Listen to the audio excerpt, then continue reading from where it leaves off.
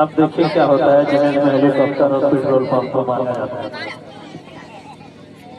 अस्सलामुअलैकुम। वालेकुम सलाम। क्या बात है सनारा, माँ और बेटी इतनी सदर से कहाँ जा रही हो? अरे तुम्हें मालूम नहीं है, एक हफ्ता बाद मेरे बेटे की शादी होने वाली है। मैंने तो लड़की वाला जहर में पलंग, फ्रिज, कूलर, वॉशिंग मशीन, सिलाई मशीन, एक कार और 10 लाख रुपए कैश का मुतालबा किया है। सारा सामान उन्होंने भेज दिया है, लेकिन 10 लाख रुपए में सिर्फ 5 ही लाख रुपए दिए हैं और 5 लाख शादी के दिन देने का वादा किया है। उन्हीं 5 लाख रुपए से मैं अपने लिए, अपने बेटे के लिए और अपने पूरे खानदान के लिए अकबर बाजार में कपड़ा वगैरह खरीदने जा रही हूँ। वाह वाह, तुमने तो कमाल ही कर दिया। जहेज का कम सामान क्यों मांगी हो? इन चीजों के साथ एक पेट्रोल पंप, एक स्टेशन, एक हवाई अड्डा और साथ में 2-3 हेलीकॉप्टर ही मांग लेती, ताकि तुम शॉपिंग करने के लिए इस तरह पैदल नहीं बल्कि जहेज हेलीकॉप्टर में सवार होकर जाती। अच्छा मैं तुम्हें एक बात बताओ, तुम्हें जहेज लेते हुए बिल्कुल शर्म नहीं आती? आखिर तुम्हारे पास में तो एक नौजवान बेटी है। कल जब तुम उसकी शादी करोगी और लड़की वालों ने सब चीजों का मुतालबा कर दे, तो क्या तुम्हारी कोई हैसियत है कि तुम सब चीजों को दे सकोगी? चुप रहो हशमत, तुम तो मेरी अम्मी को इस तरह लाद रही हो जैसे कि मेरी अम्मी ने कोई बहुत बड़ा गुनाह कर लिया है। और जहाँ तक मेरी शादी की सवाल है तो मैं लाखों में एक हूँ। तुम देखना, मेरे के लिए रिश्तों की लाइन लग जाएगी। लाइन अल्लाह करे कि तुम्हारी शादी सहूलत के साथ हो जाए, लेकिन जहाँ तक मेरा ख्याल है वो यह है कि 5 गुनाहों की सजा अल्लाह ताला दुनिया ही में दे देते हैं। और जो तुम्हारी अम्मी ने लड़की वालों पर जो जुर्म किया है, तो मुझे डर है कि अल्लाह ताला उसे दुनिया ही में सजा ना दे दे। हम तो पहले ही बहुत लेट हो चुके हैं और इस जैसे हथियार और बोलबान तो इसी तरह की उल्टी सीधी बातें करती रहती है।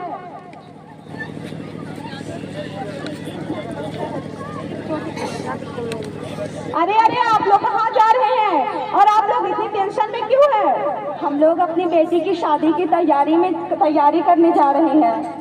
क्या आपकी बेटी की शादी की तैयारी नहीं हो पाई है? नहीं, पर लड़कों वालों ने जितना सामान मांगा था सब कुछ दे चुकी हूँ। उन्होंने 10 लाख का मुताला भी किया है, उनमें से 5 लाख मैंने खेत बेचकर अदा कर दी है। अब मेरे पास खेत नहीं है, इसलिए बकाया 5 लाख रुपए भीख मांगकर अदा कर रही हूँ। अल्लाह ताला के नाम पे इस बूढ़ी भिखारी माँ के झोले में कुछ रुपए डाल दे। अल्लाहू अकबर, अब ये जमाना भी आ गया कि माँ बेटी दोनों भीख मांगकर दहेज का सामान तैयार कर रही है। तुम मुझे अभी अपने समझन का पता दो, मैं अभी उस खुखार और जहरदार औरत का दिमाग दुरुस्त करती हूँ। खाला जानी का नाम हसन आरा है और वह इसी मोहल्ले में रहती है, लेकिन आप जरा आराम और धीमी आवाज से बात कीजिएगा। कहीं ऐसा ना हुआ कि वह आपकी बात सुनकर देश में आ जावे और मेरी शादी करवा दे, फिर मेरी इस बूढ़ी माँ को यहाँ वहाँ का चक्कर लगाना पड़े। तुम फिक्र मत करो बेटी, अगर उसने दहेज का सारा सामान वापस नहीं किया तो मैं अपने बेटे की शादी तुमसे करा दूंगी।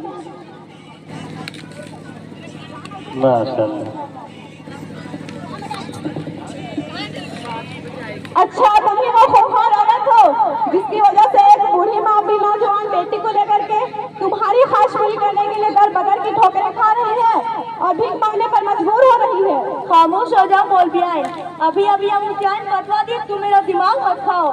पता नहीं मैंने आज किसका मुँह देख लिया, ये तुम जैसी मौलवान और मुख्यान औरतों से मुलाकात हो रही है। अरे तुम्हें क्या मालूम कि मैंने अपने बेटे को कितनी मुश्किल से पाला है, उसकी तालीम के लिए मैंने अपनी कितनी चीजें कुर्बानी कर दी है और उसकी तालीम बिरता के बजाय रांची में कराई, ताकि मेरा बेटा लाखों और करोड़ों में हो।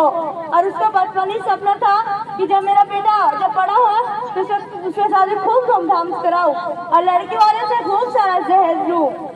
शर्म करो शर्म, इससे अच्छा तो यह था कि तुम किसी स्टेशन पर जाकर बैठ जाती और अपने बेटे के साथ मतलब जितने रुपए खर्च हुए हैं सब भीख मांगकर वसूल कर लेती। अरे शैतान सी वो खुखार औरत, क्या तुमको पता नहीं है? क्या तुम इस बात से आगे नहीं हो? इसी जहेज की खातिर करोड़ों गरीब बच्चों की जिंदगी अधूरा बन गई है। इसी जहेज की खातिर शादी न होने की वजह से हर साल लाखों बच्चे फांसी लगा लेती है और गैर मुस्लिमों से शादी कर लेती है। इसी जहेज की खातिर उनके वालिदैन को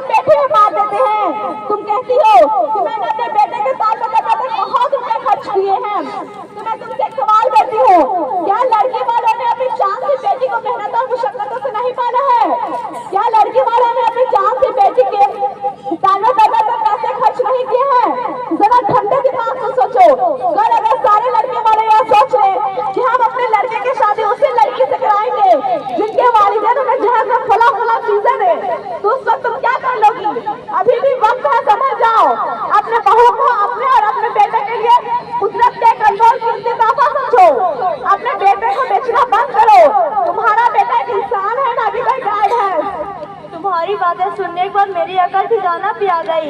मैं अभी जाकर अपनी समधन से माफी मांगती हूँ और उसका सारा रकम वापस करती हूँ।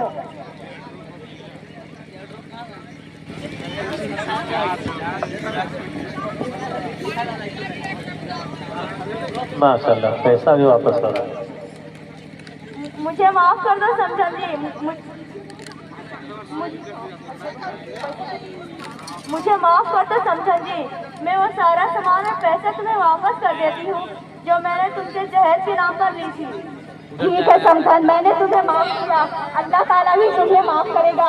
लेकिन आइए यहाँ पर बैठी हुई उन तमाम औरत से मैं ये कहना चाहती हूँ जो जहेज की ख्वाहिश रखते हैं कि घर बेचकर गरीब कब तक ब्याह करेगा बेटिया, कब तक ये जहेज यूं ही खाएगा बेटिया।